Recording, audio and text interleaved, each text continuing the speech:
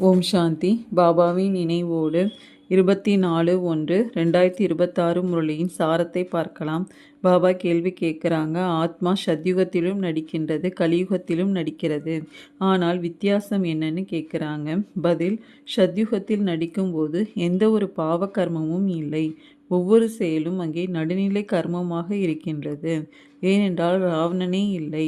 பிறகு கலியுகத்தில் நடிக்கும்போது ஒவ்வொரு செயலும் விகர்மம் அல்லது பாவம் ஆகிவிடுகின்றது. ஏனென்றால் இங்கே விகாரங்கள் இருக்கின்றது. இப்போது நீங்கள் சங்கம யுகத்தில் இருக்கின்றீர்கள். உங்களுக்கு அனைத்து ஞானமும் இருக்கின்றதுன்னு பாபா சொல்கிறாங்க. நெக்ஸ்ட்டு, மனிதர்களுக்கு தந்தை சர்வவியாபி இல்லை என்பதை எப்படி புரிய வைக்கலாம் என்று பாபா கூறும் யுக்தி என்ன? பாபா சொல்கிறாங்க, பாபா மிகவும் எளிதாக புரிய வைக்கிறாரு. நீங்களும் இந்த மாதிரி புரிய வைக்கலாம். எனவே முதல்ல ஆத்மாக்களாகிய நமது தந்தை அவர் என புரிய வையுங்க. நாம் அனைவரும் சகோதரர்கள் என எழுதுங்க. நம்முடைய தந்தை ஒருவரே, இது சரியா என கேளுங்க.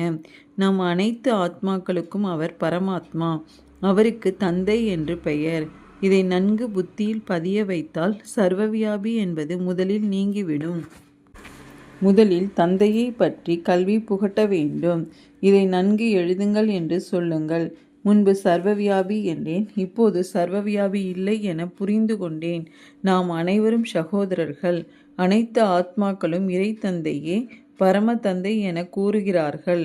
முதலில் நாம் ஆத்மா, பரமாத்மா இல்லை என்ற நிச்சயம் இருக்க வேண்டும்.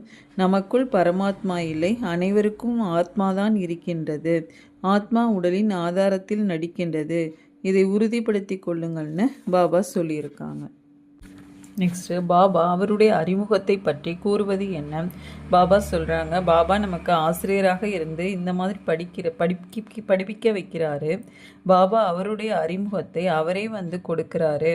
பதியதர்களை பாவனமாக்குவதற்காக நான் வருகிறேன் என்றால் நிச்சயம் எனக்கு உடல் வேண்டும் என அவரே சொல்கிறாரு. இல்லை என்றால் எப்படி பேச முடியும்? நான் சைதன்யமானவன், சத்தியமானவன், மேலும் மரணமற்றவன்னு தன்னுடைய அறிமுகத்தை பாபா தானே கொடுக்கிறாரு. பாபா கர்மம், அகர்மம், விகர்மத்தை பற்றி விரிவாக கூறியிருப்பது என்ன? பாபா சொல்கிறாங்க, ஆத்மாவில் தான் அனைத்து சம்ஸ்காரங்களும் இருக்குது.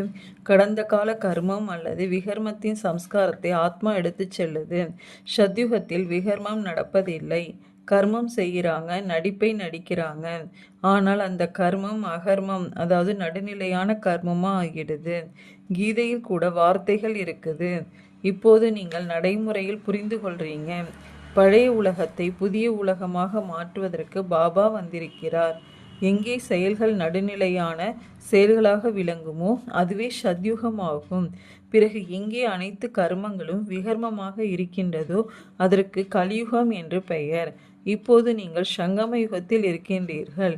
இருபுறத்தின் விஷயங்களையும் பாபா புரிய வைக்கிறார். சத்யுகம், திரேதாயுகம் பவித்திரமான யுகம் ஆகும். அங்கே எந்த பாவ கர்மமும் நடக்கிறது இல்லை. ராவண ராஜ்யம் ஆரம்பமாகும்போது தான் பாவங்கள் நடைபெறுதுன்னு பாபா சொல்கிறாங்க. நெக்ஸ்ட்டு, தங்கத்தை போன்று நகை உருவாகின்றது என்று பாபா கூறியிருப்பது என்ன? பாபா சொல்கிறாங்க, பதிதர்களாகிய எங்களை பாவனமாக்குங்கன்னு அவரை அழைச்சிங்க. ஆத்மா தூய்மையாகிறது என்றால் சரீரமும் தூய்மையாக கிடைக்குது. தங்கத்தை போன்று நகை உருவாகுது. 24 கேரட் தங்கம் எடுப்பார்கள். கலப்படம் செய்யவில்லை என்றால் நகையும் சதோ பிரதானமாக இருக்கும். கலப்படம் செய்வதால் தமோ பிரதானமாக ஆகியிருக்குது. முதல்ல பாரதம் 24 கேரட் சுத்த தங்க பறவையாக இருந்தது. அதாவது மிக தூய்மையான புது உலகமாக இருந்தது. பிறகு அழுக்காகிவிட்டதுன்னு பாபா சொல்கிறாங்க. நெக்ஸ்ட்டு, எப்படி வரலாறு புவியியல் ரிப்பீட் ஆகிறது என்று பாபா கூறுவது என்ன? பாபா சொல்கிறாங்க, இது ஏற்கனவே நிச்சயிக்கப்பட்ட விளையாட்டு. நாடகத்தில் நிச்சயிக்கப்பட்டிருக்கு. இன்னொரு சரீரத்தை எடுத்த பிறகு அவரை கிருஷ்ணர் என்று கூற முடியாது. வேறு உடலின் பெயர் போன்றவை வேறாக இருக்கும். நேரம், தோற்றம், நாள், தேதி அனைத்தும் மாறிவிடுது. உலகத்தின் வரலாறு புவியியல் அப்படியே ரிப்பீட் ஆகும் என்று கூறப்படுது. எனவே இந்த நாடகம் ரிப்பீட் ஆகி கொண்டிருக்கிறது.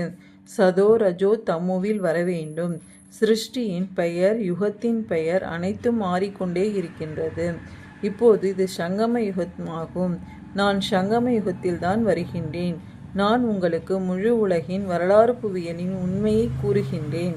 ஆரம்பத்திலிருந்து கடைசி வரை வேறு எதையும் அறியவில்லை. சத்யுகத்தின் ஆயுள் எவ்வளவு என்பது தெரியாத காரணத்தினால் லட்சக்கணக்கான வருடங்கள் என சொல்கிறாங்க. இப்போது உங்களுடைய புத்தியில் அனைத்து விஷயங்களும் இருக்குதுன்னு பாபா சொல்லியிருக்காங்க. நெக்ஸ்ட்டு, பாபா எதில் ஒன்றும் தான் செய்ய முடியாது என்று கூறியிருப்பது என்ன? பாபா சொல்கிறாங்க, பக்தி மார்க்கத்தில் பகவானிடம் செல்வதற்காக எவ்வளவோ உழைக்கிறாங்க. அது முக்தி தாமம், கர்மத்திலிருந்து விடுபட்ட இடமாகும். நாம் நிராகார உலகத்திற்கு சென்று அமர்கின்றோம். நடிப்பவர்கள் வீட்டிற்கு சென்று விட்டால் நடிப்பிலிருந்து விடுபட்டு விட்டனர். அனைவரும் நாம் முக்தியை பெற வேண்டும் என விரும்புகிறாங்க. மோட்சம் யாருக்கும் கிடையாது. இந்த நாடகம் அனாதி அழிவற்றதாகும். சிலர் இந்த நடிப்பில் வருதல் போதல் எங்களுக்கு பிடிக்கவில்லை என்று கூறலாம். ஆனால் இதில் ஒன்றும் செய்ய முடியாது. இந்த அனாதி நாடகம் நிச்சயிக்கப்பட்டிருக்குது. ஒருவரும் மோட்சத்தை அடைய முடியாதுன்னு பாபா சொல்கிறாங்க. அச்சா, ஓம் சாந்தி.